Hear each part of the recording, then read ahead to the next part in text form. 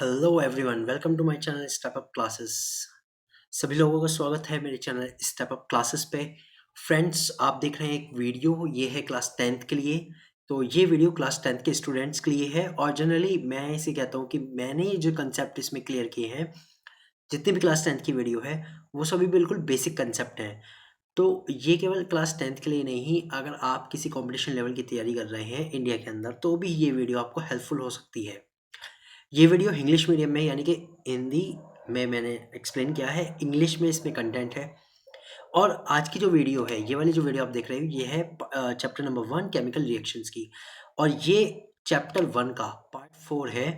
पहले 3 पार्ट हो चुके हैं। पहले 3 पार्ट में मैंने हर तरह के टाइप ऑफ केमिकल रिएक्शन को बताया है, उसे एक्सप्लेन किया है। ये पार्ट 4 है और इस पार्ट में है effect of oxidation reactions in our daily everyday life.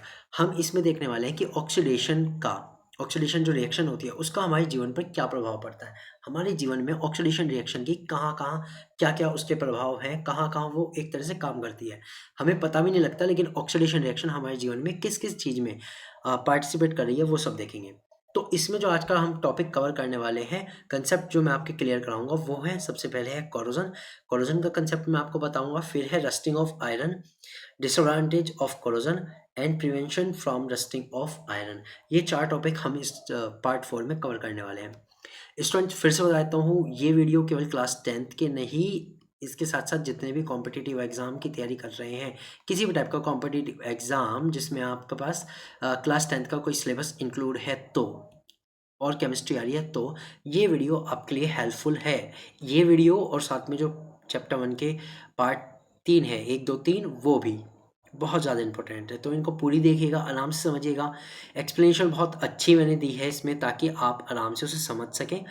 और बहुत सारी चीज़ें हैं, फॉर्मूले मैंने सबके बताए हैं, तो आप वीडियो को देखिए और समझिए। तो शुरू करते हैं पार्ट 4 का पहला टॉपिक, कोरोजन। कोरोजन क्या होता है? देखो, कोरोजन का सीधा मतलब मैं बताऊँ, शरण। शरण मतलब किसी चीज़ का खत्म होना, नष्ट होना धीरे-धीरे। यानी कोई चीज़ अगर धीरे-धीरे खत्म हो रही है, तो उसे आप कहते हो शरण हिंदी में, और इंग्लिश में बोलते हैं कोरोजन।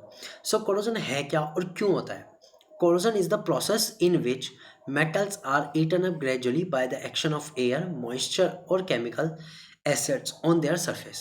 कोरोजन एक प्रोसेस है इन विच मेटल्स, जिसमें क्या होता है, मेटल्स जो हैं ईटन अप ग्रेजुअली, धीरे धीरे खा लिए जाते हैं, धीरे धीरे खत्म कर दिए जाते हैं by the action of air, moisture और chemical such as acid on their surface. जब एयर, मॉइस्चर और एसिड का उनकी सरफेस पे कोई रिएक्ट होता है, कोई रिएक्शन होती है, तो इसके कारण जो मेटल धीरे धीरे खत्म हो जाते हैं, धीरे धीरे नष्ट होने लगते हैं, उस प्रोसेस को हम कहते हैं कोरोजन। क्या कहते हैं? कोरोजन। जैसे आप इन पिक्चर्स में देखिए, ये आयरन ऑब्जेक्ट्स हैं, इनके ऊपर ये जो रेड फ्लेकी लेयर आप देख रहे हो, ये रस्ट है। एक तरह से ये भी कोरोजन के प्रोसेस में ही आता है। सिल्वर मेटल के अगर कॉइन्स आएंगे प्योर, तो वो ऐसे होंगे, लेकिन अगर कोरोजन हो जाए तो वो इस तरह से हो जाएंगे, इन पे ब्लैकनेस आ जाएगी। ठीक है, ये भी कोरोजन है। ये स्टैचू है, आपको पता होगा, स्टैचू ऑफ लिबर्टी। लेकिन ये किस कलर का था? एक्चुअली ये कॉपर का बना हुआ है, तो जनरली ये ब्राउन कलर का था, कॉपर ब्राउन कलर का था। लेकिन अब ये ग्रीन आपको दिख रहा होगा, रियल में भी अब ये ग्रीन दिख ही क्या रहा है, फोटो में नहीं, ये रियल में भी ग्रीन हो गया। ये क्यों हुआ? क्योंकि इस कॉपर के ऊपर एक तरह से कोरोजन हो गया, इस कॉपर का। कोरोजन होने के कारण इसका अपीयरेंस है ग्रीन। और ग्रीन है क्यों, ये भी मैं आपको बताऊंगा। इस तरह से कॉपर के कॉइन है, तो उस पर भी ग्रीनिश आ जाती है। यहाँ से एग्जांपल ले सकते हो कि जो कॉपर है वो क्या हो जाता है, जंग लगने के बाद ग्रीन हो जाता है। तो एक्चुअली ये हर तरीके के मेटल का कोरोजन हो सकता है, लेकिन एक मेटल है जिसका कोरोजन जनरली नहीं होता, एक है गोल्ड और साथ में प्लेटिनम। ये दोनों बहुत ही कम रिएक्टिव हैं, बहुत ही लेस रिएक्टिव हैं, तो जनरली इनके ऊपर एसिड वगैरह का या एयर्स का इनके ऊपर जल्दी से कोई इफेक्ट नहीं होता, तो इनका कोरोजन भी नहीं होता। लेकिन इससे ऊपर जितने भी मेटल्स हैं, उनका जनरली कोरोजन हो जाता है, जिनको हम रियल लाइफ में यूज़ करते हैं। ठीक है, समझते हैं कॉपर्स की बात। Copper metal gets corrode when reacts with oxygen form copper oxide. देखो, जो कॉपर मेटल है वो कोरोड हो जाता है जब वो किसके साथ रिएक्ट करता है, when react with oxygen and form copper oxide. तो सबसे पहले क्या बनाना है, ऑक्सीजन के साथ रिएक्ट करके copper oxide, which further reacts with CO2 present in the atmosphere and tarnish bluish green in colour. फिर बाद में वो कॉपर ऑक्साइड CO2 से रिएक्ट करके बना रहा है कॉपर कार्बोनेट, और कॉपर कार्बोनेट का ही जो कलर होता है वो ग्रीन होता है। यानी कॉपर के कारण तो कलर था ब्राउन, लेकिन कॉपर कार्बोनेट के कलर कारण कलर हो गया ग्रीन। तो ये एक तरह से कोरोजन आता है। तो कॉपर के कोरोजन में दो चीज़ इंपॉर्टेंट हो रही है, एक ऑक्सीजन और एक कार्बन डाइऑक्साइड जो एटमॉस्फेयर में प्रेजेंट है। ठीक है, ये तो था कॉपर का कोरोजन। देखते हैं सिल्वर मेटल का। Silver metal reacts with H2S and form silver sulphide Ag2S which is black in colour. अब जो सिल्वर मेटल होता है यानी Ag, वो H2S के साथ रिएक्ट कर लेती है। हाइड्रोजन सल्फाइड गैस, ये सल्फाइड गैस इंडस्ट्रियल एरिया में सबसे ज़्यादा होती है। H2S gas, hydrogen sulphide gas industrial area में बहुत ज़्यादा होती है, जिसके कारण ये एक सब्सटेंस बनता है Ag2S। ठीक है, सिल्वर सल्फाइड, और ये सिल्वर सल्फाइड इसी को ब्लैक कलर देता है, यानी कि सिल्वर की चीज़ें होती हैं वो ब्लैक हो जाती है, किसके कारण? सिल्वर सल्फाइड के बनने के कारण। तो अगर कभी एग्जाम में क्वेश्चन आ जाए वाई द सिल्वर ज्वेलरी और silver coins turns black, name the compound, तो होगा Ag2S सिल्वर सल्फाइड। ओके, तो इसके कारण ये कैसे हो जाते हैं? ब्लैक हो जाते हैं। तो ये भी जरूरी है। अगर हम कहें कि कॉपर का जो ग्रीन कलर आता है वो किस लिए आता है, तो वो आता है CaCO3 के कारण, CuCO3 के कारण, कॉपर कार्बोनेट के कारण। और Ag2S का जो आता है, जो सिल्वर का आता है, वो आता है Ag2S के कारण, यानी कि सिल्वर सल्फाइड के कारण। अब देखो, iron react with oxygen and water and form iron oxide which is called rust और it is brown flaky layer. अब जो आयरन होता है वो ऑक्सीजन और वाटर से रिएक्ट कर लेता है और आयरन ऑक्साइड बनाता है, जिसे हम रस्ट कहते हैं। तो इस तरह से मैंने तीनों मेटल्स का आपको बता दिया। तीनों मेटल्स में अलग अलग तरीके से कोरोजन होता है, अलग अलग रिएक्शन के कारण कोरोजन होता है, लेकिन ये भी कोरोजन की श्रेणी में है। जरूरी नहीं है कि मेटल बिल्कुल खत्म हो जाए, धीरे धीरे ग्रेजुअली खत्म होता है और उसकी जो मेन अपीयरेंस थी वो खत्म हो जाती है। अब देखते हैं डिसएडवांटेज ऑफ कोरोजन, कि भाई कोरोजन के कारण क्या क्या नुकसान है, क्या क्या उसके डिसएडवांटेज है। एडवांटेज तो कोई होगी नहीं, भाई कोई चीज़ हमारी खराब हो रही है तो एडवांटेज तो होने से रही। यह है disadvantage. Corrosion weakens the iron and steel object and structure. Corrosion के कारण जो आयरन और स्टील के ऑब्जेक्ट हैं वो कमज़ोर हो जाते हैं। ठीक है, जो भी ऑब्जेक्ट या स्ट्रक्चर होते हैं वो कमज़ोर हो जाते हैं। It weakens the structure such as railway tracks and wheels, car bodies, bridges and ships etcetera. तो इसके कारण जो रेलवे ट्रैक्स होते हैं वो कमज़ोर हो जाते हैं, व्हील्स जो होते हैं वो कमज़ोर हो जाते हैं, रेलवे व्हील्स, कार बॉडीज को ये बहुत ज़्यादा डैमेज करता है, ब्रिजेस को डैमेज करता है और शिप्स को डैमेज करता है। कोरोजन के कारण इन सब के ये वीक हो जाते हैं, यानी इनकी जो इनकी स्ट्रेंथ है वो घट जाती है। It gives dull appearance to metal such as copper and silver. Corrosion के कारण जो मेटल की जो अपीरियंस है कैसी होती है? लश्यर होते हैं, लेकिन इनकी जो अपीरियंस है वो डल हो जाती है। जैसे कॉपर और सिल्वर मेटल का भी मैंने बताया, तो उनकी अपीरियंस डल हो जाती है। तो it gives dull appearance to metal such as copper and silver. तो ये सब तो था कोरोजन के बारे में। ठीक है, अब हमारे सिलेबस में क्या है? हमारे सिलेबस में रस्टिंग के बारे में है। रस्टिंग क्या है? रस्टिंग ऑफ आयरन, जो कि आयरन का कोरोजन है, उसके प्रोसेस को कहा है रस्टिंग। ये हमारे सिलेबस में डिटेल में है, तो अब डिस्कस करते हैं रस्टिंग ऑफ आयरन में।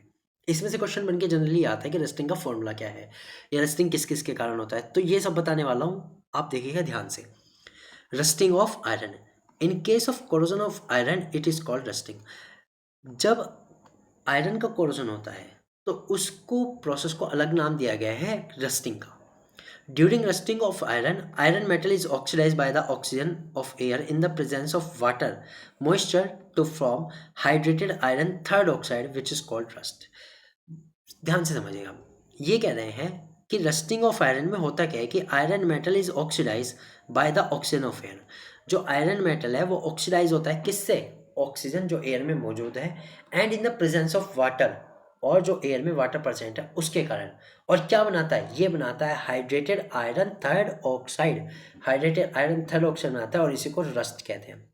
तो अगर आपके से एग्जाम में पूछा जाए what is the formula of rust या what is the chemical name of rust, तो आप लिख के आ सकते हैं हाइड्रेटेड आयरन थर्ड ऑक्साइड, कि भाई hydrated iron third oxide rust का नाम है। अब इसका फॉर्मूला क्या होगा वो भी देखेंगे। And what is rust? Rust is a red brown colour flaky layer. ये एक रेड ब्राउन कलर की परतदार लेयर सी होती है। तो अब इसकी क्वेश्चन देखते हैं। देखो, आयरन Fe आयरन का है, तो 4Fe प्लस 3O2 यानी ऑक्सीजन से रिएक्ट हो गई, एंड 2XH2O। 2XH2O का मतलब है जितने भी X number of hydrogen, number of water यहाँ पे मॉलिक्यूल्स आप ले सकते हो, उसका डबल कर देना है। तो वाटर के मॉलिक्यूल्स हो गए, नंबर ऑफ X है, कितने भी हो सकते हैं। तो जब ये रिएक्शन होती है तो इसमें बनता है Fe2O3 इंटू XH2, ये है hydrated iron third oxide. Fe2O3 into XH2, अगर एग्जाम में आ जाए कि आयरन के रस्ट का क्या फॉर्मूला है तो आप लिख के आना Fe2O3 इंटू XH2, ये फॉर्मूला है किसका, रस्ट का। यहाँ जो 2 लगाया हो तो इक्वेशन को बैलेंस करने के लिए लगा है, तो इस कोई बड़ी बात नहीं है। ओके, तो आई होप ये क्लियर हो गया होगा what is rusting of iron. अब देखते हैं how we can prevent rusting of iron, कि भाई रस्टिंग ऑफ आयरन को प्रिवेंट कैसे कर सकते हैं। फर्स्ट आता है बाय पेंटिंग, कैसे, पेंट करके। भाई जो आयरन ऑब्जेक्ट है उनके ऊपर अगर पेंट कर दो तो काफ़ी हद तक रस्टिंग से बच सकते हैं, क्योंकि उनके ऊपर फिर ऑक्सीजन या वाटर की कोई रिएक्शन नहीं होगी। सेकेंड प्रोसेस आता है बाय गैल्वेनाइजिंग, जो आयरन ऑब्जेक्ट्स हैं उनको गैल्वेनाइज्ड कर दो। गैल्वेनाइज्ड प्रोसेस क्या है, galvanisation is a process in which a layer of zinc metal is deposited over the iron metal object by the means of electricity to protect them from corrosion। भाई कोई iron object है, मान लो ये object है, ये iron का है, तो इलेक्ट्रिसिटी का यूज़ करके इसके ऊपर ना जिंक की लेयर बना दी जाती है। इलेक्ट्रिसिटी का यूज़ करके क्या बनाई जाती है, इसके ऊपर एक जिंक की लेयर बनाई जाती है। अब जिंक जो होता है जल्दी से ऑक्सीजन और वाटर के साथ रिएक्ट करता नहीं, तो ये जो आयरन है जिसके ऊपर पूरी तरह से जिंक की लेयर बना दी, तो उसको भी प्रोटेक्ट करता है। इसका मैं आपको एग्जांपल देता हूँ। आपने अपने यहाँ जो हमारे यहाँ पाइपलाइन आते हैं, वाटर पाइपलाइन, आपने उसके पाइप देखे होंगे, वाटर पाइपलाइन के पाइप आपने देखे होंगे कि वो होते तो लोहे के हैं, लेकिन उसके ऊपर ग्रे कलर की लेयर होती है। वो जो ग्रे कलर की लेयर होती है वही जिंक की होती है। एक मैंने आपको बता दिया, एक एग्जांपल हो गया। दूसरा एग्जांपल होता है कार बॉडी। कभी आपने कार बॉडी देखी हो कि उस पे से आकर आयरन के ऊपर एक लेयर होती है, पेंट से पहले बहुत मोटी लेयर होती है, वो भी जनरली जिंक की होती है, ताकि उससे बाहर से ऑक्सीजन या वाटर की रिएक्शन से बचाया जा सके, जिसके कारण वो लॉन्ग टाइम तक टिक सके। क्लियर। सेकेंड आता है black Chrome plating. Chrome plating भी सेम है, बस इसमें कौन सी लेयर बनती है, इसमें बनती है क्रोमियम मेटल की। भाई प्रोसेस यही है, इलेक्ट्रोलाइसिस के थ्रू आयरन के ऊपर किसकी लेयर बना देंगे आप, क्रोमियम की। This is called chrome plating. Fourth option आता है by using grease and lubricant. Grease और ल्यूब्रिकेंट का यूज़ करके कुछ मशीनिंग होती है। मशीनिंग में क्या होता है, जो मशीन्स होती है उसमें भी जब वो बहुत तेज चलता है तो वहाँ पे भी जंग लगने का खतरा है, तो वहाँ पे क्या करते हैं, ग्रीस और ल्यूब्रिकेंट का यूज़ करके उन्हें रस्टिंग से बचाते हैं। So it's all about the rusting of iron and the corrosion. तो ये था पार्ट 4, जिसमें मैंने आपको बताया corrosion, disadvantage of corrosion, rusting of iron and prevention for rusting of iron. इसमें से आपको जो भी क्वेश्चंस मिलेंगे वो आप सारे कर लोगे, क्योंकि मैंने बता दिया है। और एक और बात है, जब ये चैप्टर समाप्त हो जाएगा मैं आपको क्वेश्चंस की वर्कशीट दूंगा, आप उसमें से क्वेश्चन देख सकते हो किस टाइप के क्वेश्चन आपके एग्जाम में पूछे जाएंगे। Okay, so this was the part 4। Thank you for watching, and if you like the video please like it and share with your friend and subscribe my channel. एक और बात है, अगर किसी को लाइव क्लास का लिंक चाहिए तो अब जो स्कैन कोड आएगा उस पर आपको लाइव क्लास का लिंक मिल जाएगा। हमारी यूट्यूब पर जाने के लिए आपको भी स्कैन कोड मिल जाएगा, वहाँ से आप यूट्यूब पर जा सकते हो। सभी वीडियोस के और सभी वीडियोस की पीडीएफ के जो भी पीडीएफ है, हमारी वर्कशीट्स हैं, उनके लिंक भी आपको वहाँ से मिल जाएंगे। So thank you once again, I will meet you in to the next part. Bye.